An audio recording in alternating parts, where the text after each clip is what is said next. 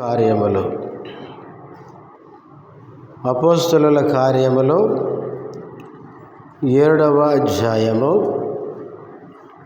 17వ వచనము నుంచి 19వ వచనం వరకు అందరము కలిసి చదువుకుందాం. అపోస్తలుల కార్యములు 7వ అధ్యాయము 17, 18, 19 ఈ 3 వచనాలు అందరము కలిసి చదువుకుందాం. అయితే దేవుడు అబ్రహామునకు అనుగ్రహించిన వాగ్దాన కాలము సమీపించిన కొలది ప్రజలు ఐగుప్తులో విస్తారముగా వృద్ధి పొందిరి.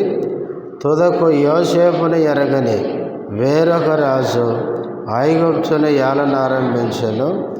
ఇతడు తన వంశముల ఎడల కపటముగా ప్రవర్తించి తమ శిశువులు బ్రతకకుండా వారిని బయట పారవేయవలనని మన పితరులను బాధ పెట్టెను. ప్రార్థన చేసుకుందాం.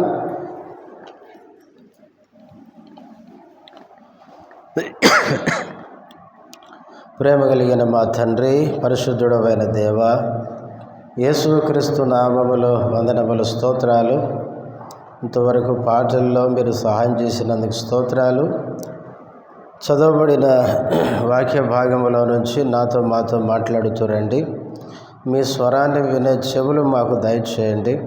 నీ దాసుడు బలహీనుడు, బలపరచుము. నీ మహిమ కొరకు వాడుకొనమని యేసుక్రీస్తు నామములో స్తుతించి ప్రార్థిస్తున్నాము తండ్రి, ఆమేన్.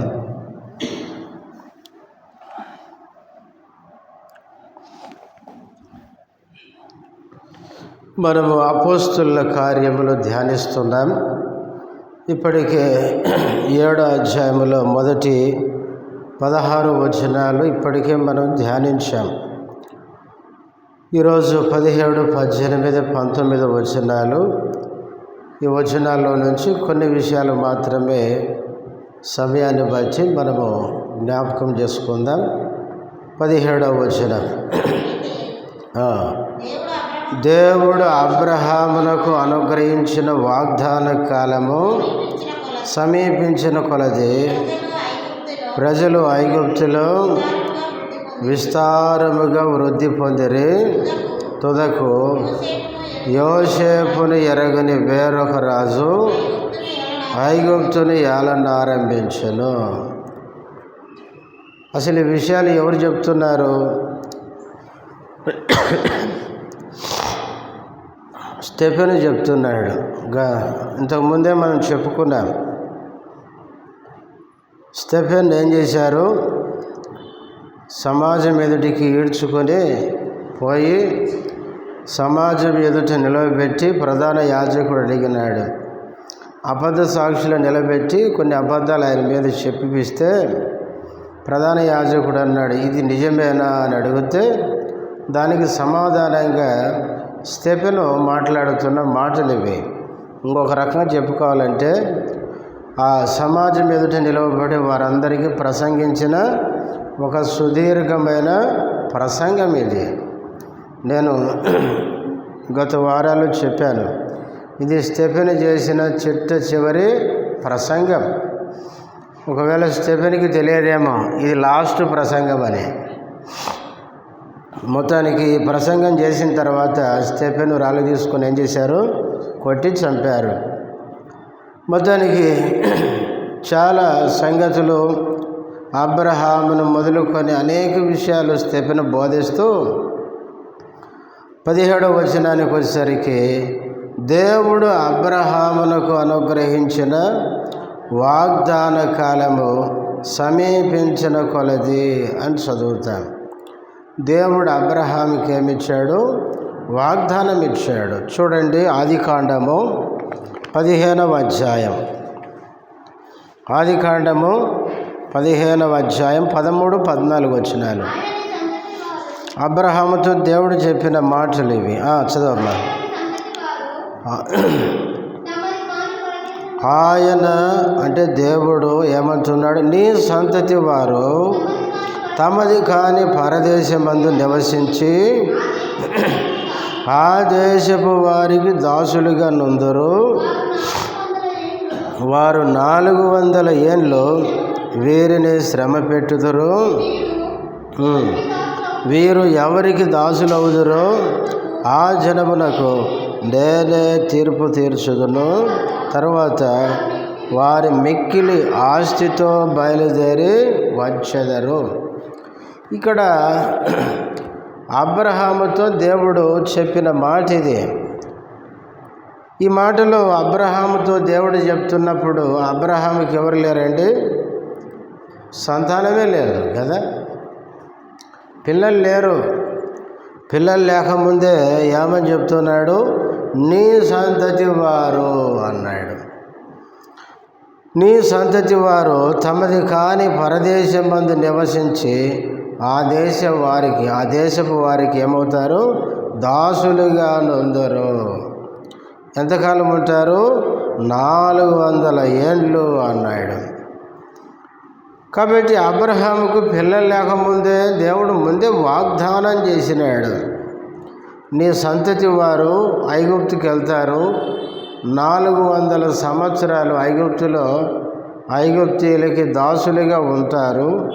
తర్వాత వారికి తీర్పు తెచ్చి వారిని విడిపిస్తాను, మిక్కిలి ఆస్తితో వాళ్ళు బయలుదేరి వస్తారు అని వాగ్దానం చేశాడు. అయితే ఇప్పుడు 7వ అధ్యాయం అపోస్తలుల కార్యములు 17వ వచనములో ఆ వాగ్దాన కాలము సమీపించిందంట. సమీపిస్తే ఏమైంది చెప్పండి? దేవుడు ఏ వాగ్దానం చేసినా ఖచ్చితంగా దాన్ని నెరవేరుస్తాడు. వాగ్దానము చేసిన దేవుడు ఎవరండి? నమ్మదగిన దేవుడు. వాగ్దానమును నెరవేర్చుటకు ఆయన సమర్థుడు. కనుకనే వాగ్దానము చేసిన వాగ్దానము నెరవేరే కాలం ఏమైందండి? సమీపించింది. సమీపించిన కొలది ప్రజలు ఐగుప్తులో ఏమైనారు? విస్తారముగా వృద్ధి పొందిరి. ఐగుప్తులోనికి వెళ్ళిన ఇశ్రాయేలు ప్రజలు ఏమైనారంట? విస్తారంగా వృద్ధి పొందారు. వాస్తవంగా ఐగుప్తులు ఇశ్రాయేలు ప్రజలు వృద్ధి పొందకూడదని ఫరో ఏం చేశాడంటే మగపిల్లలందరినీ ఏం చేయాలి? చంపేయాలని ప్లాన్ చేసినాడు. ఫరో ఇశ్రాయేలు ప్రజలు వృద్ధి కాకూడదని అనుకుంటే దేవుడు ఇశ్రాయేలు ప్రజలను ఏం చేశాడు? వృద్ధి కలుగజేసినాడు. ప్రియులారా, మన దేవుడు ఎవరంటే వృద్ధి కలుగజేయువాడు కదా, అభివృద్ధి చేసేవాడు. 115వ కీర్తనలో ఆ కీర్తనకాడు అంటాడు, యెహోవా మమ్మను మరచిపోలేదు, ఆయన మమ్మను మా పిల్లల్ని వృద్ధి పొందించును అన్నాడు. అంతేకాదు కొరింథీయులకు రాసిన మొదటి పత్రిక 3:6లో పౌలు అంటాడు, అపోల్లో నీళ్లు పోశాడు, నేను నాటాను, అపోల్లో నీళ్లు పోశాడు, కానీ వృద్ధి కలుగు చేయవాడు దేవుడే అన్నాడు.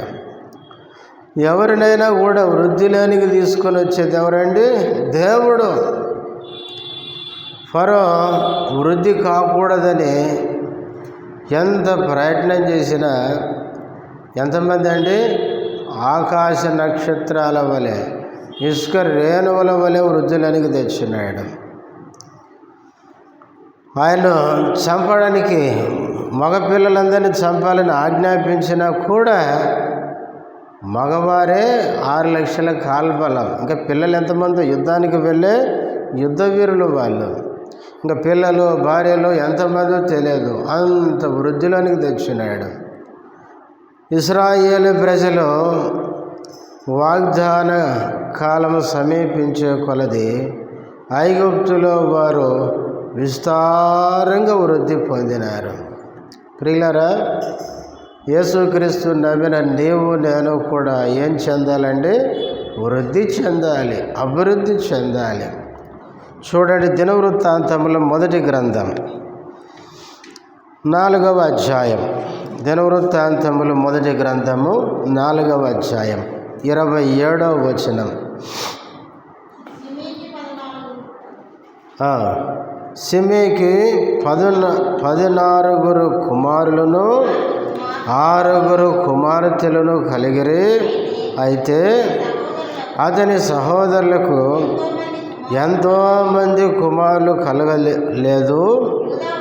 యూదా వారు వృద్ధి అయినట్లు వారి వంశములన్నీ వృద్ధి కాలేదు. యూదా వారు వృద్ధి అయినట్లు వారి వంశములన్నీ ఏం కాలేదు? వృద్ధి కాలేదు. 24లో షిమ్యోను కుమారులు అని చెప్తా వస్తాడు. అంటే ఈ అధ్యాయంలో మొదటి వచనములో యూదా కుమారులు ఎవరనగా అని అక్కడి నుంచి మొదలు పెడతాడు. ఇక్కడ యూదా సంతతి షిమ్యోను సంతతి గురించి చెప్తూ షిమ్యోనీయులంట యూదా వారి కంటే ఏం కాలేదంటే వృద్ధి కాలేదు. తర్వాత హోషేయ గ్రంథం 13వ అధ్యాయము, హోషేయ గ్రంథము 13వ అధ్యాయం 13వ వచనం.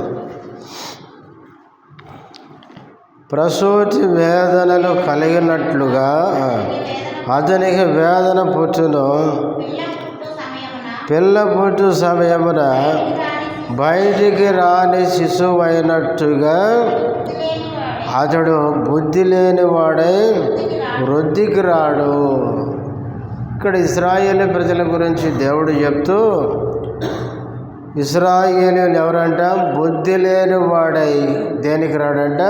వృద్ధికి రాడు. ప్రియులారా, దేవుని ప్రజలమైన మనము వృద్ధి చెందాలి, అభివృద్ధి చెందాలి. ప్రభువుని నమ్మి మన ఆధ్యాత్మిక జీవితంలో దినదినము మనము అభివృద్ధి చెందాలి. మనం అభివృద్ధి చెందాలంటే చూడండి, యోబు గ్రంథం 8వ అధ్యాయం, యోబు గ్రంథం 8వ అధ్యాయం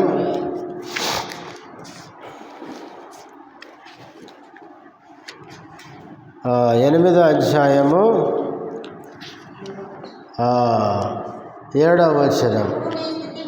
అప్పుడు నీ స్థితి మొదట కొద్దిగా ఉండినను తుదను నీవు మహాభివృద్ధి పొందుదువు.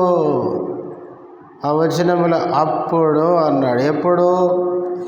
దానికి ముందు చూడండి, 4వ వచనం.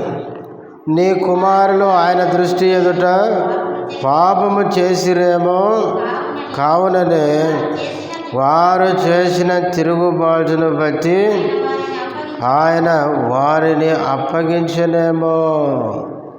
యోబు స్నేహితుడు బిల్దదు మాట్లాడుతున్నాడు. యోబు, నీ పిల్లలు చచ్చిపోయినారు కదా, దేవుడు ఎందుకు చావుకు అప్పగించాడంటే నీ కుమారులు ఆయన దృష్టికి ఏం చేసి ఉండొచ్చు? పాపము చేసిరేమో అంటూ 5వ వచనం.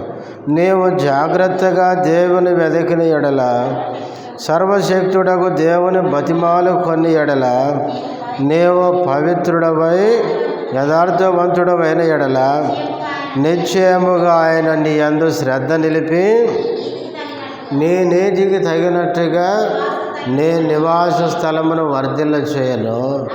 అప్పుడు నీ స్థితి మొదట కొద్దిగా ఉండినను తుదను నీవు మహాభివృద్ధి పొందుదువు.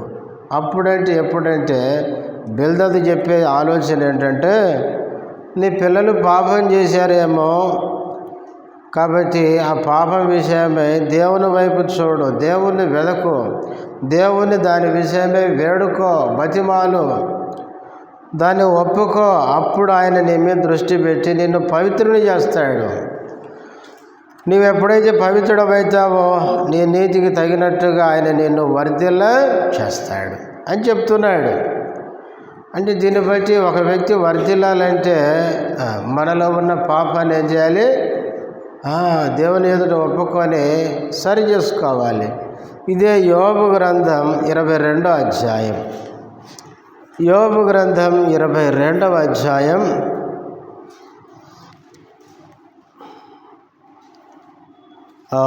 21 నుంచి. ఆయనతో సహవాసము చేసిన ఎడల నీకు సమాధానము కలుగును, అలాగున నీకు మేలు కలుగును. ఆయన నోటి ఉపదేశమును అవలంబించుము, ఆయన మాటలను నీ హృదయంలో ఉంచుకునము. తిరిగిన ఎడల, తొలగించిన ఎడల ఎప్పుడు అభివృద్ధి పోతారంట? గుడారములో ఉన్న దుర్మార్గతను దూరంగా తొలగించుకుంటే, దేవుని వైపు తిరిగితే, అప్పుడు దేవుడు నిన్నేం చేస్తాడు? వర్ధిల్ల చేస్తాడు. మనము వర్ధిల్లాలి, వృద్ధి పొందాలి అంటే మనలో ఉన్న దుర్మార్గత, మనలో ఉన్న పాపాన్ని ఏం చేయాలి? దేవుని దగ్గర ఒప్పుకోవాలి, సరి చేసుకోవాలి. సామెతల గ్రంథం 28:13 మనందరికీ కంఠస్థం అది. చెప్పండి. ఊరి నాయన ఆలోచన రాకపోతే ఇంకా మీరు ఎట్లా? అతిక్రమములను దాచిపెట్టువాడు అంటే వర్ధిల్లాలంటే ఏం చేయాలి? దాచిపెట్టద్దు. అతిక్రమములను దాచిపెట్టువాడు వర్ధిల్లడు, వాటిని ఒప్పుకొని విడిచిపెట్టువాడు కనికరం పొందును. మనము వర్ధిల్లాలంటే, అభివృద్ధి చెందాలంటే అతిక్రమములు దాచిపెట్టుకోకూడదు, అతిక్రమములు ఒప్పుకోవాలి. అతిక్రమములు ఏం చేయాలి? దేవుని దగ్గర ఒప్పుకొని సరి చేసుకోవాలి. బైబిల్లో చూడండి, సౌలు అంతకంతకు నీరసిల్లాడంట, దావీదు అంతకంతకి వర్ధిల్లాడంట. ఎందుకు? సౌలు కప్పిపెట్టుకొని సమర్థించుకుంటూ వచ్చినాడు, దావీదు ఒప్పుకొని సరి చేసుకుంటూ వచ్చినాడు. నీవు నేను వృద్ధిలోకి రావాలంటే మనం ఏం చేయాలంటే, మన దుర్మార్గత, దేవునికి ఇష్టము లేని కార్యములు, వాటిని దేవుని దగ్గర ఒప్పుకొని మనం విడిచిపెట్టేయాలి. అప్పుడే వృద్ధిలోనికి వస్తాము. లేకపోతే ఎంతకాలమైనా కూడా మందిరానికి వచ్చిపోతాం. అంతే. మనము అభివృద్ధి చెందము. ప్రభువుని నమ్మిన తర్వాత మనం వృద్ధి చెందాలంటే ముఖ్యంగా మనలో ఉన్న పాపాన్ని మనం సరి చేసుకోవాలి. పాపాన్ని సరి చేసుకోకుండా ప్రియులారా, మనము ఎంతకాలము మనము దేవుని నమ్మి దేవుని ఇంటికి వచ్చినా మనం అభివృద్ధి చెందలేము.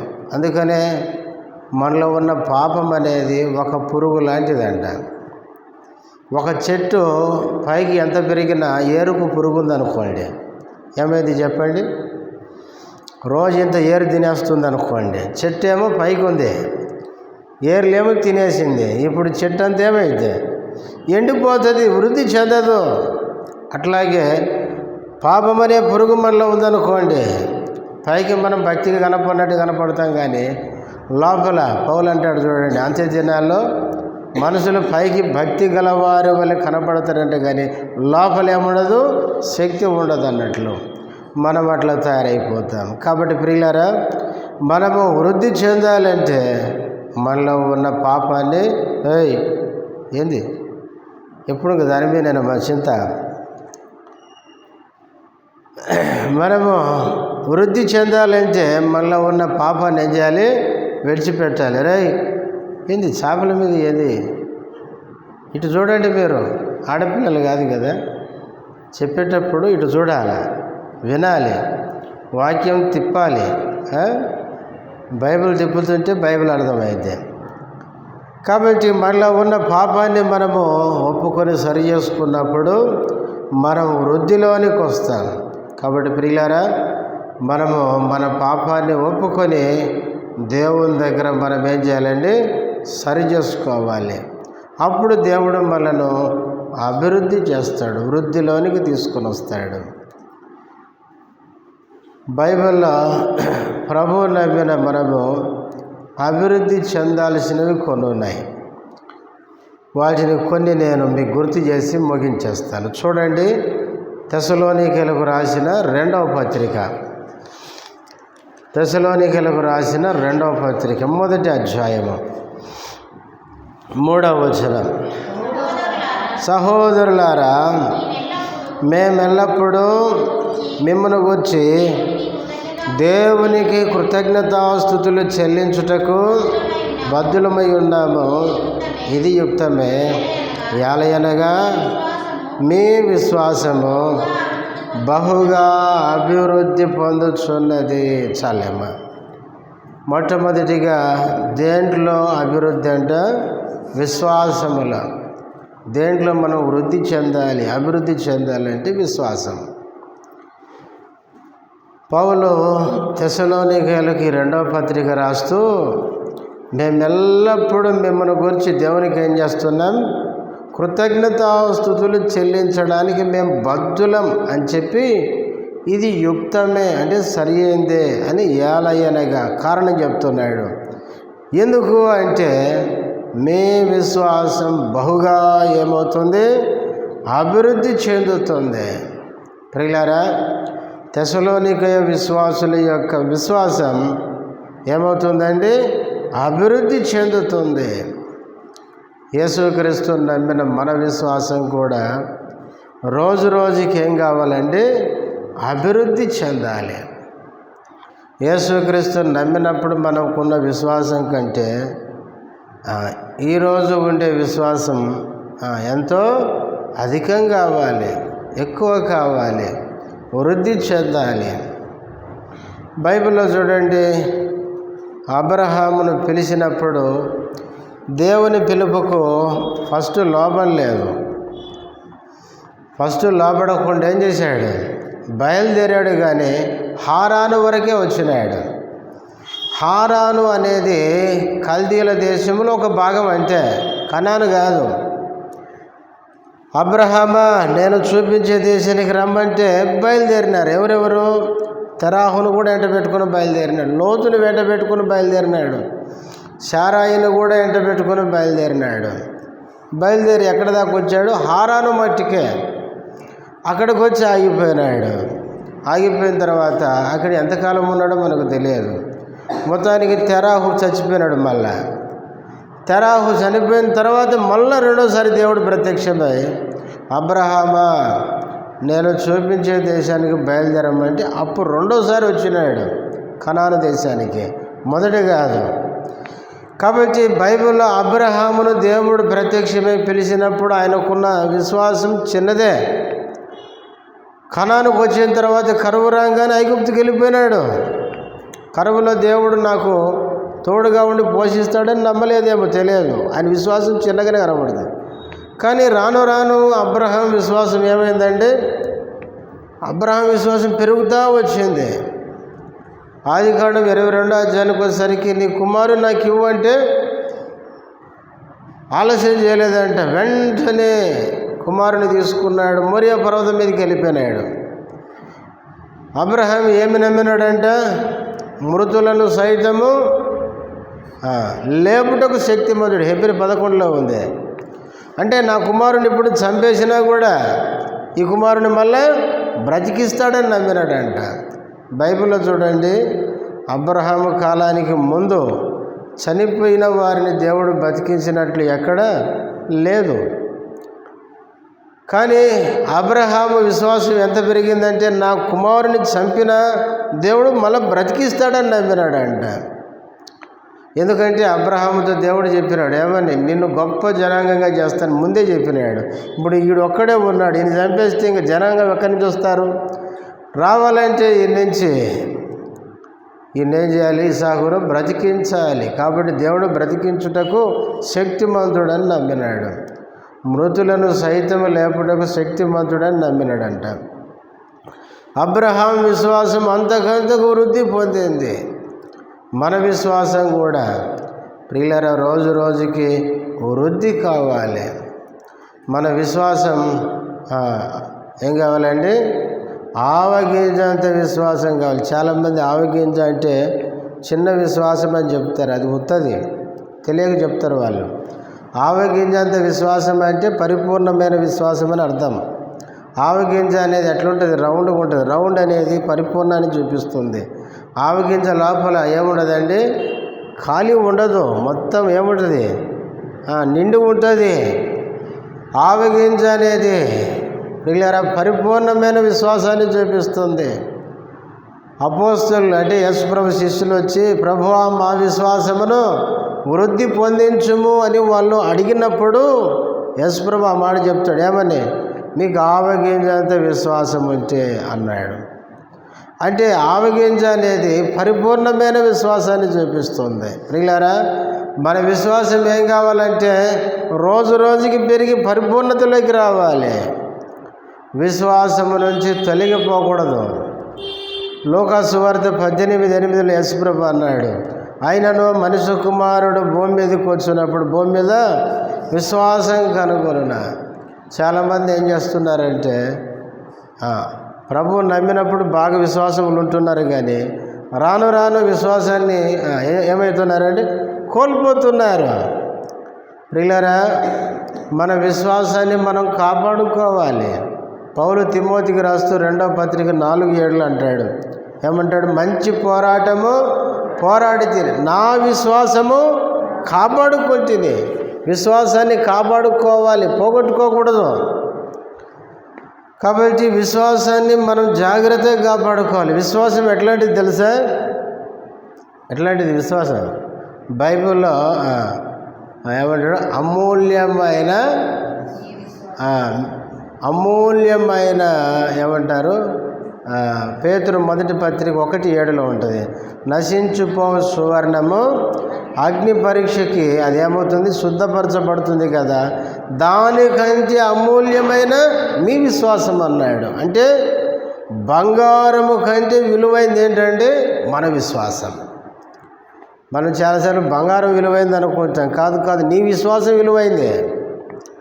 మన విశ్వాసాన్ని కాపాడుకోవాలి. బంగారం కాపాడుకో, కానీ అంతకంటే ఎక్కువగా మన విశ్వాసాన్ని కాపాడుకోవాలి. విశ్వాసాన్ని పోగొట్టుకోకూడదు. బైబిల్లో చూడండి, ఇశ్రాయేలు ప్రజలు ఐగుప్తు నుంచి బయటకు వచ్చినప్పుడు వాళ్ళు విజయోత్సవముతో బయటకు వచ్చారంట. సంఖ్యాకాండంలో ఉంది. వాళ్ళ ప్రయాణం గురించి రాసినప్పుడు వాళ్ళు విజయోత్సవముతో, అంటే మేము ఐగుప్తీయులను ఏం చేసాము? జయించామన్న సంతోషంతో బయటకు వచ్చారంట. అంతేకాదు, ఇప్పుడు ఆడికి పోతారు మీరంటే వాళ్ళు ఏం చెప్తారు? కనానుకు అని చెప్తారు. పోయిరా మరి. ఆరంభంలో కనాన్ అన్నారు, చివరికి వచ్చేసరికి ఇప్పుడు ఆడికి పోతారంటే వాళ్ళు అంటారు మిమ్మల్ని తిరిగి ఐగుప్తుకు. చూడండి, ఒక నాయకుని నియమించుకొని తిరిగి ఎటు పోదామనుకుంటారు? ఐగుప్తుకు పోదామనుకుంటారు. అంటే కనాను వెళ్తామన్న విశ్వాసం వాళ్ళు కోల్పోయినారు. హెబ్రీ పత్రిక 3వ అధ్యాయంలో ఉంది. 40 సంవత్సరాలు దేవుడు వారిని సహించి విసికినాడంట. ఆ తర్వాత విసికి దేవుడు అన్నాడంటే ఏమని? మీరు నా విశ్రాంతిలో ప్రవేశించరు అని చెప్పినాడు. ఎవరి గురించి చెప్పినాడంటే ఆడు చెప్తాడు, ఎవరైతే అవిశ్వాసాన్ని కనపరిచారో వాళ్ళకి చెప్పాడంట. కాబట్టి అవిశ్వాసం వలన వారు కనానులో ప్రవేశించలేకపోయారు. కాబట్టి ఐగుప్తు నుంచి బయటకు వచ్చినప్పుడు కనాను పోదామన్న విశ్వాసం ఉండే. రాను రాను రాను వాళ్ళకున్న విశ్వాసం ఏమైంది? పోయింది. విశ్వాసాన్ని పోగొట్టుకునే ప్రమాదం ఉంది, గుర్తుపెట్టుకోండి. విశ్వాసం కాపాడుకోమన్నాడంటే అర్థం ఏంటి? మన విశ్వాసాన్ని కోల్పోయే ప్రమాదం ఉంది అని. అందుకనే ప్రియులారా, విశ్వాసాన్ని కోల్పోవడం కాదు, విశ్వాసంలో వృద్ధి చెందాలి. సంవత్సరాలు గడిచే కొలది మన విశ్వాసం రోజు రోజుకి ఏం కావాలి? అధికం కావాలి. చూడండి, రోమాపత్రిక 1వ అధ్యాయం 17వ వచనం. రోమీలకు రాసిన పత్రిక 1వ అధ్యాయం 17వ వచనం. ఎందుకనినా నీతిమంతుడు విశ్వాస మూలముగా జీవించునని వ్రాయబడిన ప్రకారము విశ్వాస మూలముగా. ఈ మాట గమనించండి. ఎంతకెంతకు అంతకంతకు అనే మాట ఏం చెప్తుంది? ఇప్పుడున్న విశ్వాసం కంటే ఎక్కువ అన్నమాట. అంతకంతకు విశ్వాసము కలుగునట్లు దేవుని నీతి దాని యందు బయలుపరచబడుచున్నది. విశ్వాసం ఏం కావాలండి? అంతకంతకు వృద్ధి చెందాలి. కాబట్టి ప్రియులారా, మొదటిగా మన విశ్వాసములో వృద్ధి. తర్వాత రెండవది తెస్సలోనికీయులకు రాసిన 1వ పత్రిక 3వ అధ్యాయం.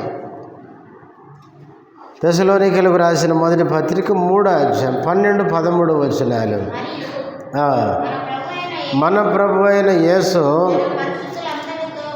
వచ్చినప్పుడు మన తండ్రి అయిన దేవుని ఎదుట మీ హృదయములను పరిశుద్ధత విషయమై అనింద్యమైనవిగా ఆయన స్థిరపరచుటకై మేము మీ ఎడల ఎలాగో ప్రేమలో అభివృద్ధి పొంది వర్ధిల్లుచున్నాము, అలాగే మీరును ఒకని ఎడల ఒకడును మనుషులందరి ఎడలను ప్రేమలో అభివృద్ధి పొంది వర్ధిల్లునట్లు ప్రభు దయచేయునుగాక. రెండవది దేంట్లో వృద్ధి?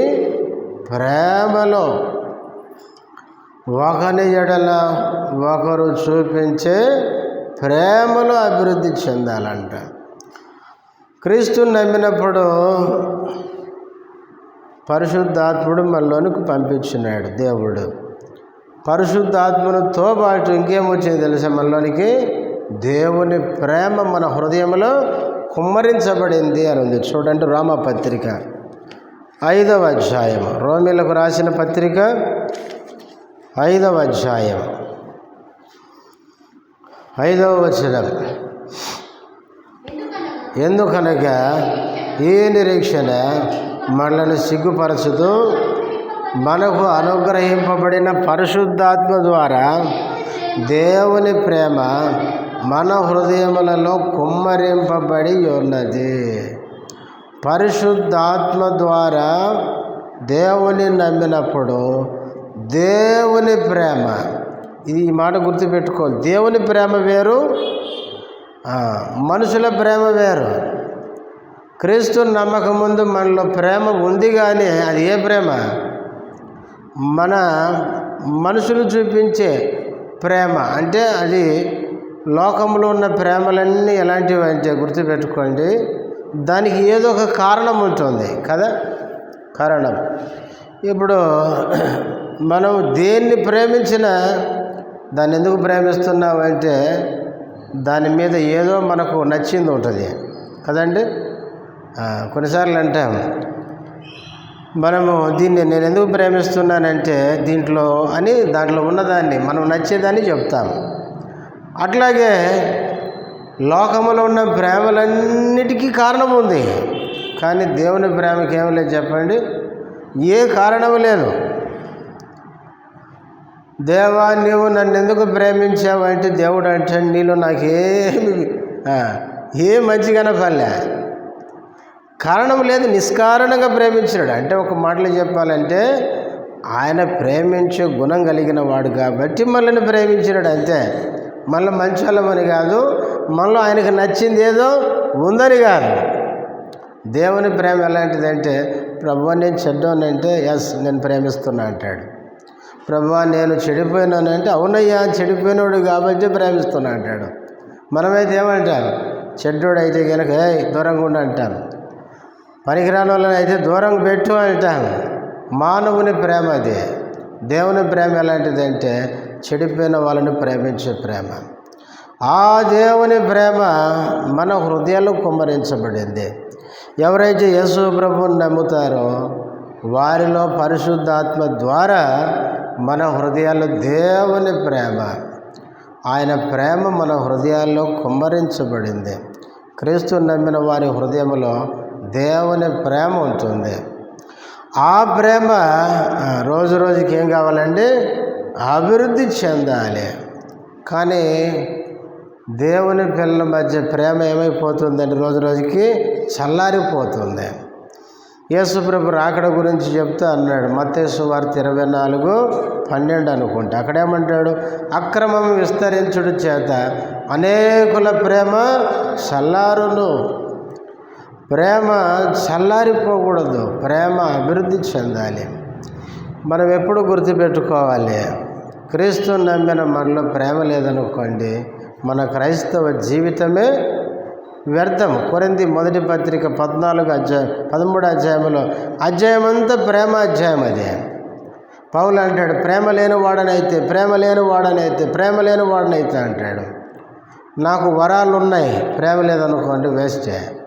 అంటే క్రైస్తవ జీవితంలో మనం కలిగినవన్నీ ఈ ప్రేమ ద్వారా ఉపయోగించాలి. ప్రేమ లేకుండా నేను స్వస్థపరుస్తానంటే నీ స్వస్థత వేస్టే. ప్రేమ లేకుండా నేను ప్రవచనాలు చెప్తే నీ ప్రవచనం వేస్టే. ప్రేమ లేకుండా అద్భుతాలు చేస్తుంటే నీ అద్భుతాలు వేస్టే. ప్రేమ లేకుండా నాకు ఎన్నో భాషలు వచ్చాయంటే నీ భాషలు గంగలు కలుపు. మెయిన్ ప్రేమ. అందుకే 13వ అధ్యాయం చివరి వచనములు అంటాడు, ఏమంటాడు? ఏలయనగా విశ్వాసము, నిరీక్షణ, ప్రేమ ఈ మూడు నిలుచును, వాటిలో శ్రేష్టమైంది ప్రేమయే అంటాడు. ప్రియులారా, ఒక విశ్వాస జీవితంలో ఉండాల్సింది ఏంటంటే ప్రేమ. నిజంగా దేవుని ప్రేమ మనలో ఉందనుకోండి, ఆ 1 కొరింథీ పత్రిక 13వ అధ్యాయంలో ప్రేమకు ఉండే సుగుణాలు రాయబడ్డాయి. తర్వాత మీరు చదువుకోండి ఆ సుగుణాలండి. అవి యేసులో కనపడుతుంది. ఇప్పుడు మనలో మచ్చుకైనా కనపడదు కదా. ఆ ప్రేమ కనుక మన హృదయంలో ఉంటే సంఘాలు ఎందుకు ఈ గడిబిళ్ళండి? ఈ గడిబిళ్ళంటే కారణం ఆ ప్రేమ లేకనే. కనుకనే ప్రేమ అనేది చాలా ప్రాముఖ్యమైనది. ప్రియులారా, ఆ ప్రేమలో మనం ఏం కావాలి? వృద్ధి చెందాలి. ప్రేమ రోజు రోజుకి అంతకంతకు మనలో అభివృద్ధి చెందాలి. తర్వాత 3వది చూడండి, కొరింథీయులకు రాసిన 2వ పత్రిక, కొరింథీయులకు రాసిన 2వ పత్రిక 8వ అధ్యాయం. కొరింథీయులకు రాసిన 2వ పత్రిక 8వ అధ్యాయం 7వ వచనం. అనగా విశ్వాసమందును, ఉపదేశమందును, జ్ఞానమందును, జాగ్రత్త యందును, మీకు మా ఎడల ఉన్న ప్రేమ యందును ఎలాగూ అభివృద్ధి పొందుచున్నారో అలాగే మీరు ఈ కృపయందు కూడా అభివృద్ధి పొందినట్లు చూచుకొనుడి. 3వదిగా దేంట్లో అభివృద్ధి అంటే కృపయందు. అంటే ఇక్కడ కృప అంటే ఏంటి?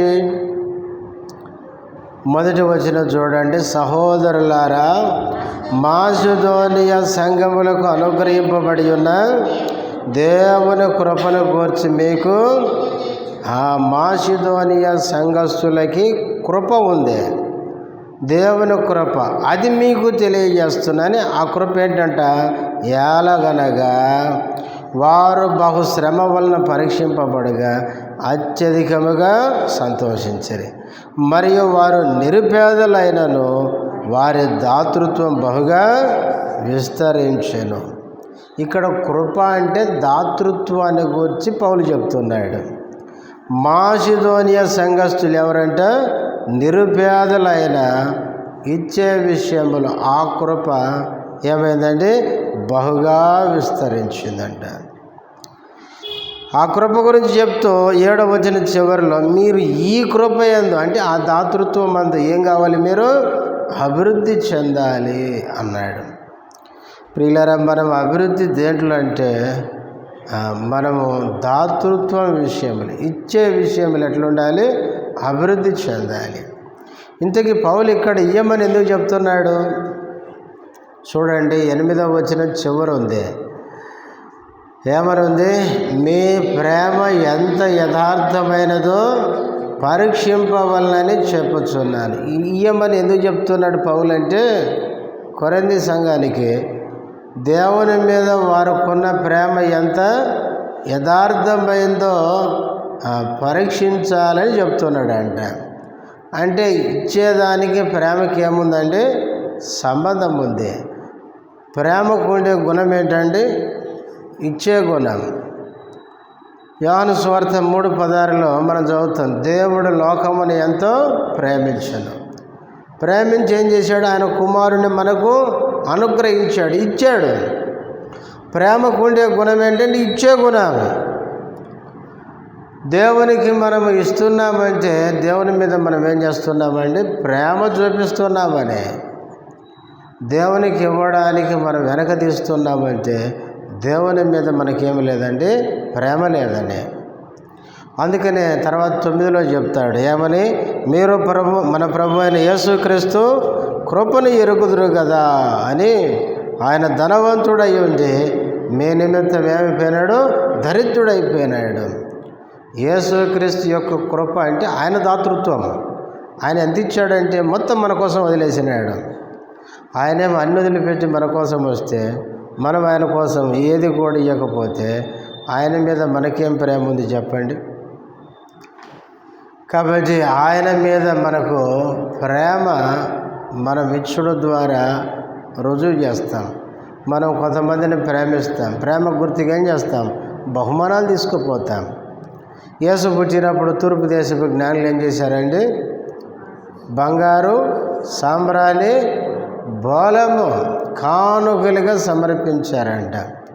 తూర్పు దిక్కున నక్షత్రాన్ని చూసి వాళ్ళు ఎన్ని సంవత్సరాలు నడిచి వచ్చారో ఏమో. సంవత్సరాలను ఎందుకన్నానంటే యేసు పుట్టినప్పుడు పశువుల పాకలో ఉన్నాడు, కానీ జ్ఞానులు వచ్చేసరికి పాకలో లేడు. ఎక్కడికి వచ్చాడండి? ఇంటిలోనికి వచ్చినాడు. అర్థమైందా? అంటే వీళ్ళు నడుచుకొని ఎన్నో సంవత్సరాలు వచ్చినాడు. అందుకే జ్ఞానులు వెళ్ళిపోయిన తర్వాత రహస్యంగా వెళ్ళిపోయినారు కదా. హేరోదు రాజు 2 సంవత్సరాల లోపు పిల్లల్ని చంపించినాడు. ఎందుకు? అప్పటికి యేసు పుట్టి సంవత్సరం పైన అయిపోయింది కనుక అంత దూరం ప్రయాణం చేసి వాళ్ళు ఈ 3 కానుకలు మరి ఎన్ని కిలోలు తెచ్చారు, ఎంత మోసుకొచ్చారు ఏమో తెలియదు, తెచ్చి విప్పి ఆయనకి కానుకలుగా సమర్పించారు. ఆ విధంగా క్రీస్తు మీద ఉన్న ప్రేమను వ్యక్తం చేశారు. కాబట్టి ప్రియులారా, మనం కూడా దేవునికి ఇచ్చే విషయంలో వృద్ధి పొందాలి. ఇది ఎన్నోది? 3వది. 4వది చూడండి. తెసలోనికీయులకు రాసిన మొదటి పత్రిక 4వ అధ్యాయం. తెసలోనికీయులకు రాసిన మొదటి పత్రిక 4వ అధ్యాయం మొదటి 2 వచనాలు. మెట్టుకు సహోదరులారా, మేము ప్రభు అయిన యేసు ద్వారా మీకు ఇచ్చిన ఆజ్ఞను మీరెరుగుదురు. మీరెలాగూ నడుచుకొని దేవుని సంతోషపరచవలెనో మా వలన నేర్చుకొనిన ప్రకారముగా మీరు నడుచుకొనుచున్నారు. ఏ విషయంలో మీరు అంతకంతకు అభివృద్ధి నొందవలనని మిమ్మల్ని వేడుకొని ప్రభు అయిన యేసునందు హెచ్చరించుచున్నాము. ఇక్కడ చూడండి, పౌలు ఈ తెసలోనికే విశ్వాసులకి ఈ పత్రిక రాస్తూ ఏ విషయంలో మీరు అంతకంతకు ఏం పొందాలి? అభివృద్ధి పొందవలనని యేసునందు హెచ్చరించుచున్నాము. ఏ విషయంలో అభివృద్ధి చెందాలి? మీరేలాగూ నడుచుకొని దేవుని సంతోషపరచవలెనో మా వలన నేర్చుకొనిన ప్రకారముగా మీరు నడుచుకొనుచున్నారు అన్నాడు పైన. పౌలు లాంటి దైవజనుల ద్వారా ఈ తెసలోనికే విశ్వాసులు ఎలా నడుచుకొని దేవుణ్ణి సంతోషపెట్టాలో నేర్చుకున్నారు. ఆ నేర్చుకున్న ప్రకారం వాళ్ళు ఏం చేస్తున్నారు? నడుచుకుంటున్నారు. అయితే ఆ దేవుని సంతోషపెట్టే విషయంలో ఇంకా ఏం కావాలి? వాళ్ళు అంతకంతకు అభివృద్ధి చెందాలని పౌలు హెచ్చరిస్తున్నాడు. ప్రభువు నమ్మిన మనం ఎలా నడుచుకుంటే దేవుడు సంతోషిస్తాడో మనం నేర్చుకోవాలి. ప్రియులారా, మన జీవితం ద్వారా దేవునికి ఏముండాలండి? ఏముండాలి చెప్పండి? సంతోషం ఉండాలి. ప్రభువు మనల్ని బట్టి సంతోషించాలి. యేసుక్రీస్తుని గురించి తండ్రి సాక్ష్యం ఇచ్చినాడు. ఈయన నా ప్రియ కుమారుడు, ఈయన యందు నేను ఆనందించుచున్నాను. మన గురించి చెప్తాడు ఆ మాట. ఈయన కూడా నా కుమారుడే, ఈమె కూడా నా కుమార్తె, వీరు నన్ను నమ్మినందుకు వీరి యందు నేను సంతోషించుచున్నాను చెప్తాడు ప్రభు. మన యందు ఆయన ఏం కావాలంటే సంతోషించాలి, మనను బట్టి సంతోషించాలి. కాబట్టి మనం ఎలా నడుచుకుంటే ఆయన సంతోషిస్తాడో మనం నేర్చుకోవాలి. ఆ నేర్చుకున్న విషయంలో ఇంకా అంతకంతకు అభివృద్ధి చెందాలి. ఇంకా నేనేం చేస్తే నా దేవుడు సంతోషిస్తాడు. కానీ చాలాసార్లు మనం ఏం చేస్తాం, మనం దేవుణ్ణి ఎలా బాధ పెట్టాలో అట్లా ప్రవర్తిస్తాం. దేవుడు బాధపడినా పర్వాలేదు అనుకుంటాం మనం కదా. యేసు ప్రభు ఏడ్చినా పర్వాలేదు, దుఃఖపడినా పర్వాలేదు, కన్నీరు గార్చినా పర్వాలేదు, కానీ నా సంతోషం కావాలనుకుంటాం. మళ్ళీ మనం సంతోష పెట్టాలనుకుంటాం, మళ్ళీ మనం సంతోష పెట్టుకుంటాం. మనుషులను సంతోష పెడతాం. కొన్నిసార్లు మనుషుల సంతోషం కోసం వీళ్ళేమని అనుకుంటారేమో అని అన్నీ మనం దేవుని దుఃఖపెట్టే పనులు చేస్తాం. ఒకసారి నన్ను మా బంధువులే పెళ్ళికి వెళ్ళాము. పెళ్ళికి వెళ్తే అన్యుల పెళ్ళి అది మా బంధువులది కనుక వెళ్ళాను. వాళ్ళంతా అన్యులే. అయితే పెళ్ళి ఆలస్యం అవుతుంది కాబట్టి నా దగ్గర కొంతమంది ఉన్నారు మా బంధువులు. అరదాకా పోదాం రన్నా అన్నారు. నేనేదో సరదాగా పోదామంటారులే అని చెప్పి నేను వాళ్ళతో పోతుంటే వాళ్ళు మెల్లమెల్ల యాడి తీసుకుపోయారు, వైన్ షాప్కి తీసుకుపోయారు. వైన్ షాప్కి తీసుకెళ్ళి ఇట్లే పెళ్ళిళ్ళు హిందువులు సాయంత్రం పూట పెట్టుకుంటారు. ఎందుకు డెకరేషన్ బాగా పెట్టుకొని జిగేలు మనుకుంటా పెళ్ళి అంతా బాగుండాలని వాళ్ళకి టైం ఉంటుంది కాదు, ఈ టైమే అని. ఆ టైం దాటితే ఇక పెళ్ళి చేసుకుంటే ఏమైందని అట్లా ముహూర్తం టయానికి అన్నట్టుగా సాయంత్రం పెళ్ళి పెట్టుకున్నారు. అంతా హంగామ ఉంది. సరే పెళ్ళి లేట్ అవుతుంది కదా, భోజనం కూడా లేట్ అవుతుంది, మనం అటు పోయిద్దాం సరదాగా అంటే నేను వాళ్ళతో అట్లా సరదాగా పోతే వాళ్ళు మెల్లగా వాళ్ళు ఆల్రెడీ ప్లాన్గానే వచ్చినారు. కానీ నాకు తెలియదు. నన్ను యాడికి తీసుకుపోయారు, చక్కగా వైన్ షాపు దగ్గర అందరూ సిట్టింగ్ వేస్తారు చూడండి, అక్కడికి తీసుకుపోయినారు. తీసుకుపోయి రే ఏందిరా ఇక్కడికి తెచ్చిరంటే బావాడు అంటాడు, వాడు బావా నువ్వు తాగిపోయినా పర్వాలేదు మాతో కూర్చో అంటాడు. ఇక చూడండి, నేను పోయి తాగుబోతుల దగ్గర వైన్ షాపు దగ్గర, అది చుట్టూ విశాలంగా ఉంటుంది, చుట్టూ కాంపౌండ్ వాళ్ళు ఆడే షాపు, తీసుకుపోయి అందులో కూర్చొని మంచిగా తాగేదానికి ఏర్పాటు చేసినారు. వాళ్ళు తాగుతుంటే వాళ్ళ దగ్గర నేను కూర్చుంటే ఏమనుకుంటారు చూసేవాళ్ళు, అరే మనోడు కూడా వేస్తున్నారా అనుకుంటారు కదా. ఇంకొకడు అంటున్నాడు, నువ్వు తాగుతానంటే కూల్ డ్రింక్ తెప్పిస్తామంటారు. నేనన్నాను, అసలు నన్ను ఎందుకు ఇక్కడ తెచ్చారు అని చెప్పి ఇక నేను వాళ్ళను కోప్పడి, వాళ్ళు అంటారు నువ్వు మాతో కూర్చో అంటే నేను కూర్చోవడం కాదు, అసలు మీ దగ్గర ఒక్క నిమిషం ఉండను, అసలు మీరు ఏమనుకుంటున్నారు అని చెప్పి బెదిరించి నా పాటికి నేను వచ్చేసాను. ప్రియులారా, చాలాసార్లు మనం ఏం చేస్తాం, వాళ్ళు ఏమనుకుంటారో, నేను తాగనంటే ఫీల్ అయిపోతారేమో, బాధపడతారేమో. మనం గుర్తుపెట్టుకోవాలి, మన ప్రభువుని దుఃఖపెట్టేది ఏదైనా కానీ అదే. ప్రియులారా, మన ప్రభువు కంటే ఏది ఎక్కువ మనకు కాకూడదు. అందుకనే ప్రభువును సంతోషపెట్టే విషయంలో మనం అంతకంతకు అభివృద్ధి చెందాలి. ప్రభు ఎప్పుడు సంతోషిస్తాడు చెప్పండి? ఒక్క పాపి మారు మనసు పొందితే పరలోకంలో దేవునికి ఏంటండి ఎంతో సంతోషం. మరి ఒక్క పాపినన్నా మారు మనసు పోయేటట్లు చేసామా? ఒక్కరికన్నా సువార్త చెప్పామా? ఇంట్లో వాళ్ళకో, చుట్టాలకో, బంధువులకో. ఒక్క వ్యక్తిని మనం చచ్చిపోయేసరికి ఒక్కరిని సంపాదించుకోకపోతే పరలోకం పోయిన తర్వాత నిన్ను రక్షించాను, నీ ద్వారా ఎవరిని రక్షించామంటే ఏం చెప్తాం? దేవునికి సంతోషకరమైన కార్యం ఏంటంటే ఒక ఆత్మను రక్షించడం. ఒక పాపి మారు మనసు పోతే పరలోకంలో సంతోషం. అందుకనే పిల్లరా, మనం చనిపోయేసరికి కొన్ని ఆత్మలన్నా మనం సంపాదించుకోవాలి. కొందరన్నా మనం పరలోకం పోయిన తర్వాత ప్రభు ఎదుట చెప్పాలి, నువ్వు ఎవరిని బట్టి నమ్మినావు ప్రభు నన్ను అని అడిగితే ఇది ఈ వ్యక్తిని అని మన గురించి చెప్పాలి. మనం కొందరిని సంపాదించుకోకపోతే పరలోకం పోయిన తర్వాత మనకు ఏమీ బహుమానాలు ఉండవు. ఆత్మలను సంపాదిస్తే మనకు అక్కడ కిరీటం దొరుకుతుంది. కాబట్టి ప్రియులారా, నేను దేవుణ్ణి సంతోషపెట్టే పనులు చేయాలి.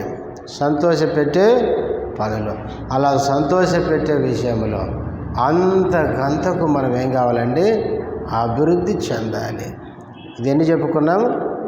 4 చెప్పుకుని ఇప్పుడు చెప్పండి 4, 5 చెప్పి ముగిస్తా. 1, విశ్వాసములో అభివృద్ధి చెందాలి. 2, ప్రేమలో అభివృద్ధి చెందాలి. 3, కృపలో లేదా దాతృత్వంలో అభివృద్ధి చెందాలి. 4, దేవుని సంతోషపెట్టుట్లో అభివృద్ధి చెందాలి. చివరిగా పేతురు రాసిన 2వ పత్రిక 3వ అధ్యాయం 18వ వచనం. మన ప్రభువును రక్షకుడునైన యేసుక్రీస్తు అనుగ్రహించు కృపయందును జ్ఞానమందును అభివృద్ధి పొందుడి. ఆయనకు ఇప్పుడును యుగాంత దినం వరకును మహిమ కలుగునుగాక. ఆమెన్. దేంట్లో అభివృద్ధి అంట? కృపయందును జ్ఞానమందును అభివృద్ధి పొందుడి. ఇక్కడ కృప జ్ఞానము అంటే అర్థం ఏంటి? కృపయందు జ్ఞానమందు అంటే మనం సందర్భాన్ని బట్టి బైబిల్ అర్థం చేసుకోవాలి. ఇక్కడ పౌలు పైన ఏం చెప్తున్నాడంటే చూడండి 15వ వచనం మధ్యలో, పౌలు కూడా తనకు అనుగ్రహింపబడిన జ్ఞానము చొప్పున మీకు వ్రాసి ఉన్నాడు. వీటిని గురించి తన పత్రికలన్నిటిలోనూ బోధించుచున్నాడు. అయితే వాటిలో కొన్ని సంగతులు గ్రహించుటకు కష్టమైనవి. వీటిని విద్యా విహీనులను అస్థిరులైన వారును తక్కిన లేఖనములను అపార్థము చేసినట్లు తమ స్వకీయ నాశనమునకు అపార్థము చేయుదురని ఒకటేసి కింద ఉంది, వక్రముగా తిప్పుదురు. దేవుని యొక్క లేఖనాలను విద్యా విహీనులు, భక్తిలో అస్థిరులైన వారు వక్రముగా ఏం చేస్తారంట? తిప్పుతారంట. లేఖనాలని ఏం చేస్తారు? తప్పుగా వక్రీకరిస్తారంట. వాక్యము ఆ విషయాన్ని అక్కడ చెప్పకపోయినా చెప్పినట్టే చెప్పిస్తారు. వీళ్ళు మాటలు వక్రీకరిస్తారు, వంకర మాటలు చెప్తారు. అందుకే అపోస్తుల కార్యములు 20వ అధ్యాయంలో తమ వెంట ఈడ్చుకుపోవడానికి అనేకుల్ని ఈడ్చుకుపోవడానికి వంకర మాటలు చెప్తారంట. అంటే దేవుని మాటల్ని వక్రీకరించి చెప్తారు. పైన లేఖనాల గురించి పేతురు ఇక్కడ విశ్వాసులకి పత్రికలో ఇక్కడ రాస్తూ చివరి వచనములు ఏమన్నాడంటే కృపయందు జ్ఞానమందు ఏం పొందండి? అభివృద్ధి అన్నాడు. పైన లేఖనాల గురించి చెప్పి కింద జ్ఞానమందు అంటే ఏ జ్ఞానం అంటే వాక్యమందు మనము జ్ఞానములు ఏం కావాలి? అభివృద్ధి చెందాలి. ప్రియులారా, దేవుని వాక్యములో మనం అభివృద్ధి చెందకపోతే 17వ వచనములో అన్నాడు, ప్రియులారా మీరు ఈ సంగతులు ముందుగా తెలుసుకుని ఉన్నారు గనక మీరు నీతి విరోధుల తప్పు బోధ వలన తొలగింపబడి మీకు కలిగిన స్థిర మనసును విడిచిపోకుండా కాచుకొని ఉండుడి అన్నాడు. వక్ర బోధలు చెప్తారు కాబట్టి తొలగిపోకుండా పడిపోకుండా కాచుకోండి అన్నాడు. మనం వాక్య జ్ఞానములో వృద్ధి పొందకపోతే ఇది వక్రమని మనకేం కాదు, తెలియదు. ఒక వ్యక్తి వాక్యాన్ని వక్రంగా బోధిస్తున్నాడని ఎప్పుడు తెలుస్తుంది చెప్పండి? ఇది ఒరిజినల్ అని ఎప్పుడు తెలుస్తుంది చెప్పండి? డూప్లికేట్ గురించి మనకు తెలియాలి. మనం సత్యము ఎరగాలి. సత్యం ఎరిగితే అసత్యం పెట్టి గుర్తుపట్టేస్తాం. అందుకనే వాక్యము మనం తెలుసుకొని ఉండాలి. వాక్య జ్ఞానం మనం సంపాదించుకోవాలి. దేవుని వాక్యాన్ని కనుక మనం తెలుసుకోకపోతే మనము ప్రియులారా వక్ర బోధలన్నీ విని మనం విశ్వాసము నుంచి స్థిర మనసు నుంచి పడిపోయి తప్పిపోయే ప్రమాదం ఉంది. ఎందుకంటే యేసు ప్రభు అన్నాడు, అంత్య దినాల్లో నా నామమున కొద్దిమంది బోధకులు అని లేదు, అనేకులు. ఆ పదం ఎప్పుడు అండర్లైన్ చేసుకొని ఉంచుకోండి. అబద్ధ బోధకులు కొద్దిమంది ఉండరండి, పర్సెంటేజ్ ఎక్కువ ఉంటుంది వాళ్ళది. ప్రపంచంలో ఎక్కడైనా మీరు చూడండి, ఇప్పుడు ఏది గమనించినా కూడా నిజమైన బోధకుల్ని ఏళ్ళ మీద లెక్క పెట్టుకోవచ్చు, తప్పుడు బోధకుల్ని లెక్క పెట్టలేము. ప్రపంచంలో తప్పుడు బోధకులు ఎక్కువ మంది ఉన్నారు. నాకు తెలిసి బైబిల్ ప్రకారం చెప్తున్నాను, తప్పుడు బోధకులే ఎక్కువ ఉన్నారు. బైబిల్ యేసుప్రభు చెప్పినాడు, నా నామమున అనేకులు వచ్చి అన్నాడు. అనేకులు అన్నాడు కానీ సంఖ్య చెప్పలే. అనేకులని యేసుప్రభు అన్నాడు. అంటే అర్థం ఏంటంటే చాలామంది వస్తారు అంత్య దినాల్లో. ఇదే బైబిల్ పట్టుకుంటారు, ఇవే వాక్యాలు చదివిస్తారు, ఇవే వాక్యాలు ఏం చేస్తారు, ఒక్కరంగా తిప్పి బోధిస్తారు. మనం సత్యమేంటో వాక్యం నిజ సత్యమేంటో వాక్యంలో మనకు సరైన అవగాహన లేకపోతే మనము చెప్పిన వాక్యాలని నిజమని నమ్మి చివరికి తప్పిపోయే ప్రమాదం ఉంది. అందుకనే ప్రియులారా, ఈ చివరి దినాల్లో మనం ముఖ్యంగా ప్రతి దినం దేవుని వాక్యాన్ని చదవాలి. ప్రతి దినం మనం ఏం చేసినా ఏం చేయకపోయినా దేవుని వాక్యాన్ని ప్రతి దినం మనం వాక్యాన్ని చదవాలి. దేవుని వాక్యాన్ని మనం ఎంత ఎక్కువగా తెలుసుకుంటే అంత మంచిది. పర్వాలేదులే, వాక్యం బోధించే వాళ్ళే వాక్యం నేర్చుకుంటారు, మనకేం అవసరం లేదనుకుంటే చివరికి ఏమైపోతుంది తెలుసా? దుష్టుడు వస్తాడు, ఏదో ఒక రోజు ఒకరి బోధని చెవులేస్తాడు. చివరికి ఏమవుతుందో తెలుసా? నువ్వు వక్రంగా తిరిగి చివరికి నలుగురు వక్ర మార్గంలో తీసుకుపోతాం. నేను ఉట్నూరులో ఉన్నప్పుడు పక్కనే జన్నారం అని ఉంటుంది. జన్నారంలో మన మందిరం సిసిసి బ్రాంచ్ అది. అక్కడ సంఘంలో మెయిన్ వ్యక్తి ఉంటుంది, ఒక ఆమె శాంతమ్మ అని. ఆమె మంచి విశ్వాసి అంటే మందిరంలో మెయిన్ వ్యక్తిగా ఉండేది ఆమె. వాళ్ళ భర్త ఆర్టీసీ డ్రైవరు, ఆయన చచ్చిపోయినాడు. తర్వాత ఆమె మందిరంలో ఎక్కువగా అన్నిట్లో ముందుండి ప్రతి చిన్న విషయం బ్రదర్స్ ఉంటారు, వాళ్ళందరూ సహకరిస్తారు. ఈమె చాలా గట్టి విశ్వాసిలాగా ఉండేది. చివరికి ఏమైంది తెలుసా? 7th డే వాళ్ళు వచ్చినారు, శనివారం ఆరాధన వాళ్ళు. ఎట్లొచ్చారంటే ఆమె దగ్గరికి వాళ్ళ కొడుకు చదువుకోవడానికి హైదరాబాద్ పోయినాడు. పోతే చదువుకునే దగ్గర కాలేజీలో ఈ 7th డే వాళ్ళు ఆ పిల్లోని పట్టుకున్నారు. ముందు పట్టుకొని వానికి మైండ్కు బాగా వాళ్ళ బోధలు ఎక్కించినారు. ఏమని ఎక్కించినారంటే బైబిల్లో విశ్రాంతి దినం ఎప్పుడు? శనివారం. అయితే విశ్రాంతి దినము దేవుడు శనివారం పెడితే వీళ్ళంతా ఆదివారం కూడుకుంటున్నారు. ఇది చాలా తప్పని ఆ పిల్లోనికి ఏం చేశాడంటే బాగా నూరిపోసినారు. ఆ తప్పుడు బోధలన్నీ వాని మైండ్కి ఎక్కించి చివరికి ఏమైంది తెలుసా? వాడు వచ్చి వీళ్ళమ్మ దగ్గర బోధించడం మొదలుపెట్టినాడు. అమ్మ, నువ్వు హెబ్రోను పోతున్నావు, హెబ్రోన్ వాళ్ళకి అసలు భక్తే లేదు, వాళ్ళకు బైబిలే తెలియదు, కాబట్టి నువ్వు తప్పు మార్గంలో పోతున్నావు. బైబిల్లో 10 ఆజ్ఞలు ఉన్నాయి కదా, మరి 10 ఆజ్ఞల్లో కొన్ని ఆజ్ఞలు ఉన్నాయి కదా, నేను తప్ప వేరొక దేవుడు నీకు ఉండకూడదు, ఈరోజు వేరొక దేవుడు మనకు ఉండొద్దు కదా, పాటిస్తావా లేదా? ఏ రూపాన్ని చేసుకోవద్దని ఆజ్ఞల్లో ఉంది, ఏ రూపాన్ని ఈరోజు చేసుకోవద్దు కదా, ఈరోజు కూడా దాన్ని మనం పాటిస్తున్నాం కదా. అర్థమైందా మీకు? వ్యభిచరించకూడదని ఆజ్ఞ ఉంది, ఈరోజు వ్యభిచారం ఈరోజు కూడా చేయొద్దని బైబిల్ చెప్తుంది కదా. మరి ఇన్ని ఆజ్ఞలు మనం పాటిస్తున్నప్పుడు విశ్రాంతి దినం ఎందుకు తీసేసారు అని అడిగాడు. ఆమెకి ఏం చెప్పని అర్థం కాలే. పాపం ఆమెకి ఏం అర్థం కాక విని విని విని విని కొడుకు చెప్పేది నిజమని నమ్మి చివరికి ఏం చేసిందంటే వాళ్ళ భర్త పేరు మీద ఉంటుంది మందిరం. చివరికి ఏమైందంటే ఆమె పోయి హెబ్రోన్ మందిరానికి తాళం వేసింది. తాళం వేసి 7th డే వాళ్ళు వచ్చి నడిపిస్తారు, అట్లయితే తాళం తీస్తారు, లేకపోతే మందిరం మాది కాబట్టి నడవలేనని చెప్పి తాళం వేసింది.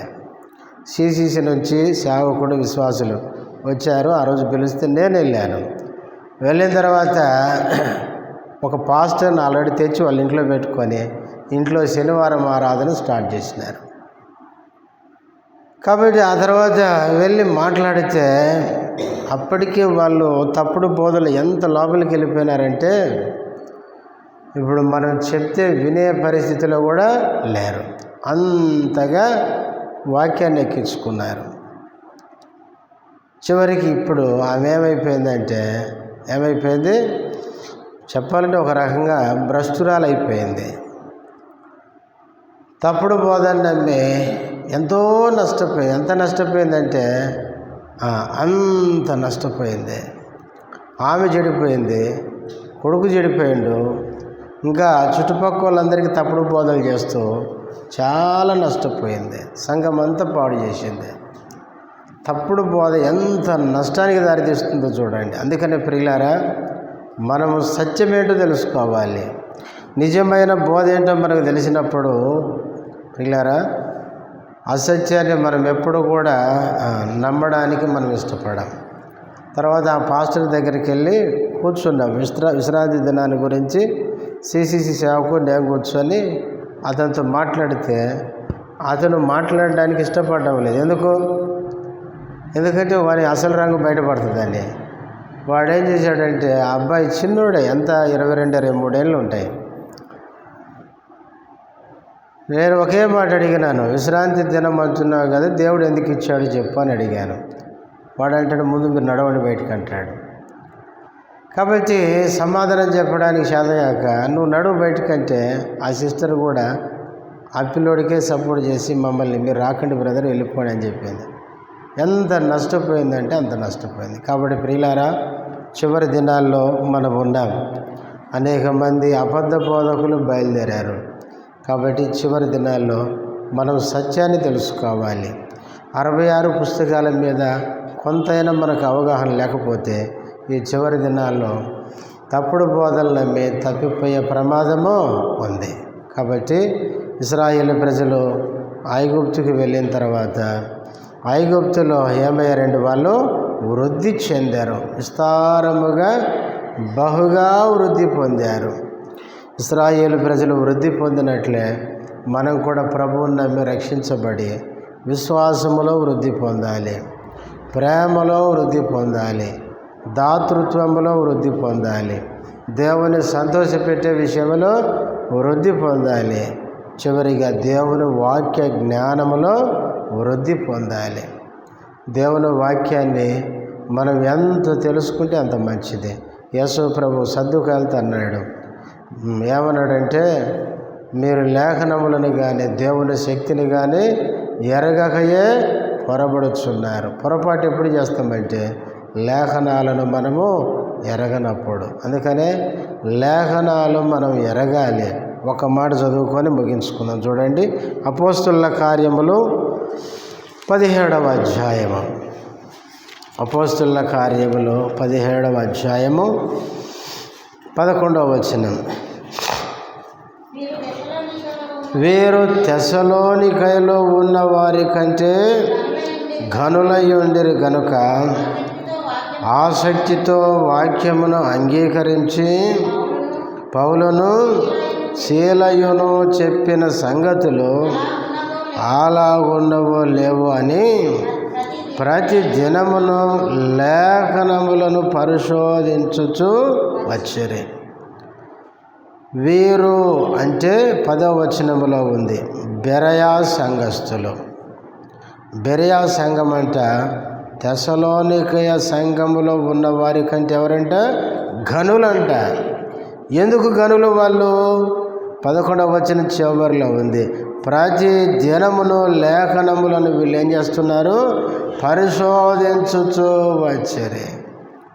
పౌలు శీల బోధిస్తుంటే ఆ బోధ విని లేఖనాలను పరిశోధిస్తున్నారు. ప్రియులారా, దేవుని వాక్యాన్ని ప్రతి దినం మనము పరిశీలించాలి. ఆ విధంగా దేవుని వాక్యాన్ని పరిశీలించి మనం కూడా ఘనులం కావాలి, వాక్య జ్ఞానములో అభివృద్ధి చెందాలి. మోకరించండి, ప్రార్థన చేసుకుందాం.